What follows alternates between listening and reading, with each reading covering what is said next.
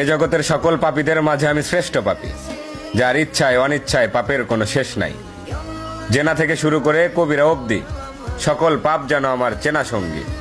তাই আমিও যদি কিছু চাই, তাহলে কি আমাকেও দেওয়া হবে তোমার অনুগত বান্দাদের ন্যায়?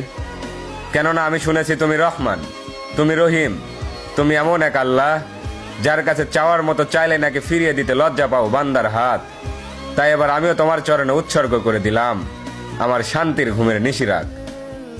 অতঃপর তুমি নাকি এই নিশিরাতেই বলো, বান্দা কার কি লাগবে চেয়ে নাও। আর এবার আমি তোমায় বলছি মালিক, তুমি আমায় দুঃখ দাও।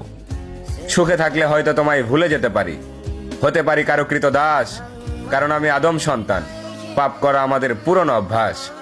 অতঃপর ইয়া রহমান, সব ভুলের ক্ষমাস্বরূপ হয়তো মরিয়ম ইবনে ঈসার মতো আমাকে উঠিয়ে নাও, নয়তো ওমর ইবনে খাত্তাবের মতো খাঁটি হেদায়েত দিয়ে দাও।